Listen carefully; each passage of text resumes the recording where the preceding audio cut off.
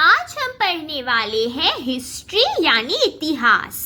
अब हिस्ट्री या इतिहास पढ़ने से पहले हमें जानना होगा कि हिस्ट्री कहते किसे हैं, यानी इतिहास हम किसे कहते हैं। History includes only those events that have influenced the society both positively and negatively। यानी इतिहास में हम उन्हीं चीजों को पढ़ते हैं जिसके कारण हमारे समाज में कोई भी प्रभाव गिरा हो, वो पॉजिटिव भी हो सकता है, नेगेटिव भी। अब इतिहास ये शब्द दो शब्दों से आते हैं, एक है इति, दूसरा है हास। इति यानी ऐसा ही, हास मतलब हुआ, मतलब इतिहास ऐसा ही हुआ था। History is the study of the past events. अब एग्जाम पॉइंट ऑफ व्यू से आपको पता होना चाहिए फादर ऑफ हिस्ट्री किसे कहते थे। फादर ऑफ हिस्ट्री यानी हिस्ट्री के पिता हेरोडेटस को कहते हैं।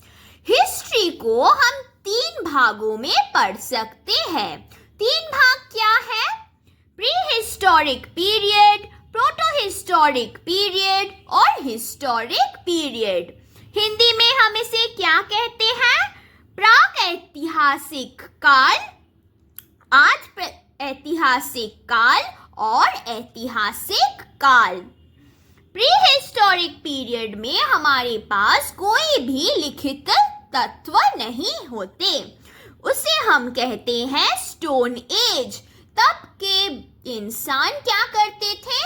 पत्थर से आग जलाते थे और वैसे रहते थे, इसीलिए हम कहते हैं उसे स्टोन एज, प्राक ऐतिहासिक काल। और स्टोन एज को हम हिंदी में कहेंगे पाषाण काल। पाषाण काल के 3 भाग होते हैं, पैलियोलिथिक, मेसोलिथिक और नियोलिथिक। पैलियोलिथिक को हम कहेंगे पुष्पाषाण काल, मेसोलिथिक मध्य पाषाण काल और नियोलिथिक को कहते हैं नवपाषाण काल।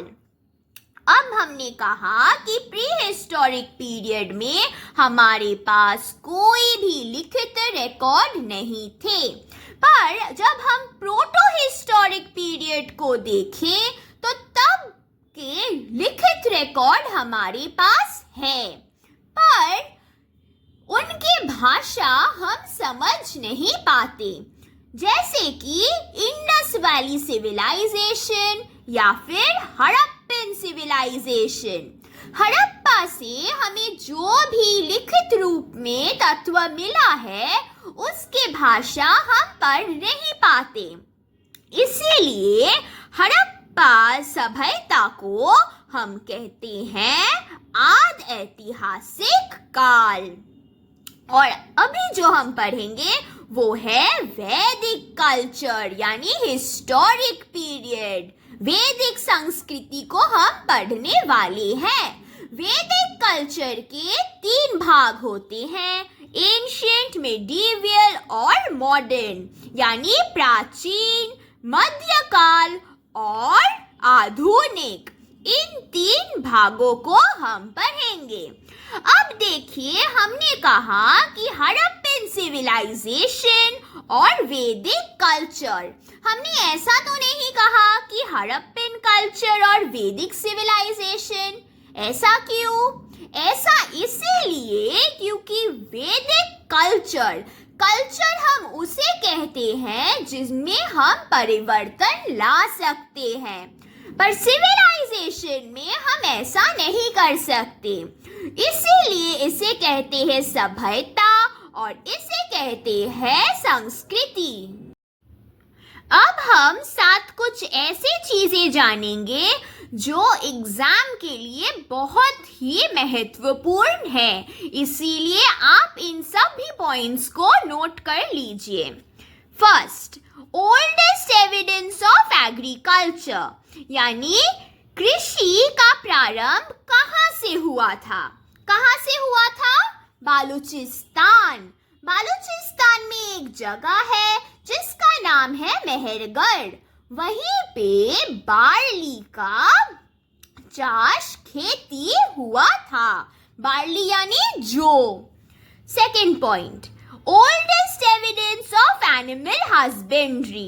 एनिमल हस्बेंड्री मतलब पशुपालन। पशुपालन कहाँ से शुरुआत हुआ था? कौन सा पशु? बफेलो, भैंस का पशुपालन हुआ था। कहाँ से शुरू हुआ था? दो जगह है जहां से शुरू हुआ था। एक है आदमगढ़ जो मध्य प्रदेश में है, और दूसरा है बागौर जो है राजस्थान में।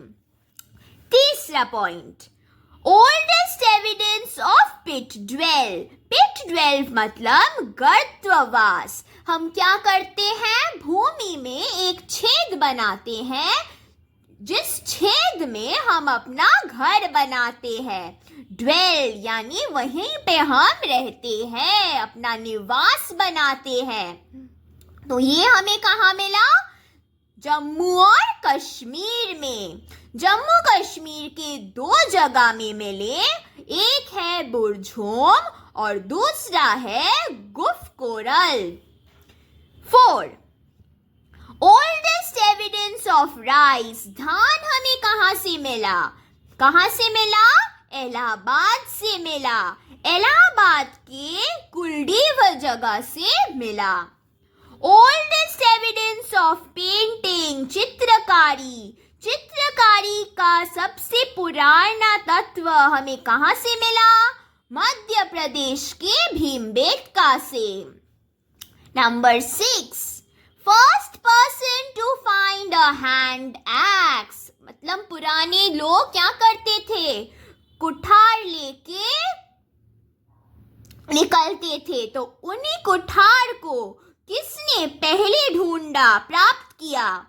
Robert Bruce foot. कहाँ से? मद्रास से।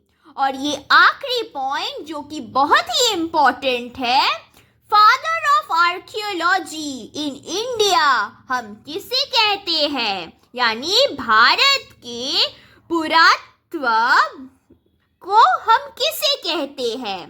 Alexander Cunningham. तो आज का वीडियो इतना तक ही। आप लोग इसी को अच्छे से रिवाइज कीजिए। अगले वीडियो में हम इंडस वैली यानी हड़प्पन सिविलाइजेशन से पढ़ना स्टार्ट कर देंगे।